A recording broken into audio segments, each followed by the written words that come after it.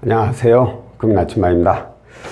자, 오늘 채무자분은 1년 전에 저 상담을 해가지고 저축은행으로 채무통합을 하신 분이에요.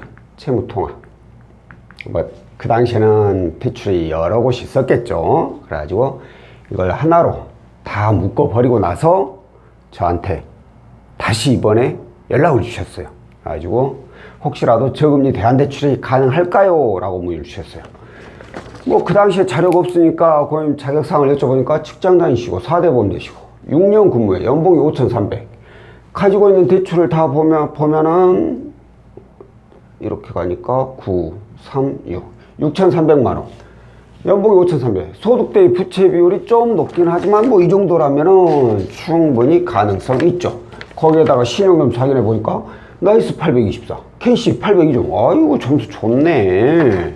역시 이래서 채무통합을 해야 된다라는 거예요. 그리고 채무통합을 하고 나서 시간이 많이 흐르니까 점수가 이렇게 좋아진 거예요. 일단 기본적인 이 내용만 보면은 저금리 대안대출 이용하는 데는 아무런 문제가 없죠.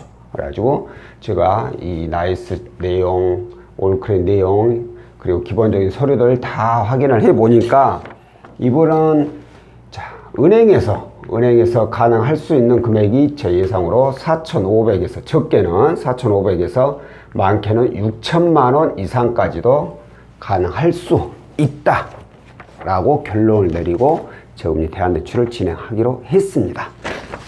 아니 말로 아무리 적게 나와도 4,500이야. 이 이상 나오면 나왔지 이보다 적게는 안 나온다는 거죠. 그러면 4,500이면 6,300에 지금 은행이 890만 원밖에 없으니까 얼마나 더 많이 들리는 거예요? 3천만 원, 3,500만 원 이상 더 1금융권으로 대안을 한다라는 뜻이 되죠. 이렇게 되면 이자 지출이야. 얘가 17%니까 이자 지출이 어마어마하게 많이 늘어나게 되죠. 아니 줄어들게 되죠. 고민 하나마나. 그래서 통대안을 진행하게 됐습니다. 자, 오늘 제가 드리고 싶은 말씀은 바로 이거예요. 채무통합을 하신 분들, 채무통합이 뭐예요? 이건 이금융 상품이죠. 이금융.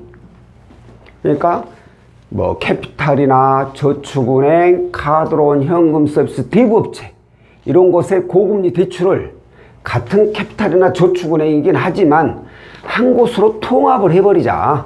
그래가지고 월 납입금액을 줄이자. 월 납입금액이 줄여야 생활이 부담이 없고 생활이 부담이 없어야 다시 대출을 받을 확률을 낮출 수 있다는 거죠. 그래서 이렇게 채무통합을 하신 분들, 근데 이런 분들이 대부분 이 금리가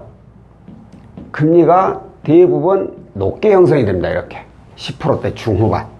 왜 그러냐? 채무통합에 대해서 문의를 주신 분들은 대부분이 아까 말씀드린 것처럼 고금리 대출을 여러 군데를 이용하고 있다는 뜻이에요. 이렇게 여러 군데 이용하고 있는 분들의 경우에는 신용이 좋을 리가 없죠. 그런데 채무통합도 일반 신용대출 상품이에요. 신용점수가 낮으니까 그 낮은 신용점수에 금리가 적용되니까 당연히 금리는 높을 수밖에 없다는 거예요. 다만 월 납입금액을 줄이자 이거죠. 이렇게 여러 곳에 채무를 통합해가지고 상환기간을 길게 늘려드리면 납입금액을 줄일 수 있으니까. 자, 그런데 이렇게 고금리 대출을 또 이용하고 있는데 아무리 납입금액이 줄었지만 이렇게 고금리 대출을 이용하는데 이걸 계속해서 이용해야 되냐 이거죠. 절대 아니죠.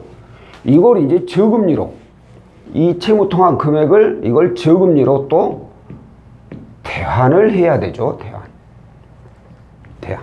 그래가지고 이걸 최대한 1금융의 저금리 대출로 대안을 해서 이제는 이자 지출을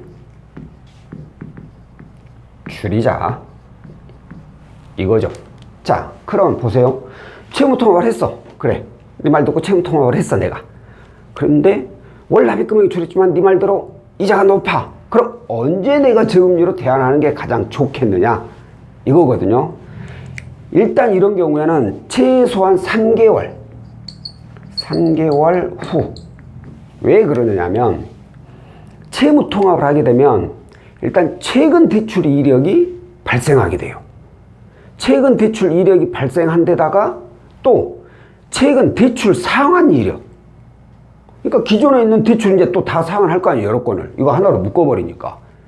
그러니까 최근 대출 상환 이력에 최근 대출 이력에 이런 것들이 있기 때문에 가능한 최소한 3개월 정도는 지나고 나서 하는 게 가장 좋고, 그리고 나서 그 이후로는 이제 신용점수도 훨씬 더 좋아지니까 뭐 어느 때고 간에 신청을 하시는 게 맞다라는 거죠. 뭐 3개월 지나가지고 딱 했는데 안 돼. 그럼 4개월 지나고 5개월 지나고 이렇게 그 상황에 맞춰서 그때그때 요청을 하시면 된다는 거예요. 다만 무조건 최소한 3개월은 지나고 나서 신청을 해보자라는 겁니다. 자, 오늘은 채무통합은 하였지만 이자가 좀 높게 형성이 되신 분들의 경우에는 3개월 뒤에 다시 저금리 대안대출을 이용해서 이자 지출을 줄여보자는 그런 내용에 대해서 안내를 해드렸고요. 다음번에 또 다른 내용으로 찾아뵙도록 하겠습니다. 고맙습니다.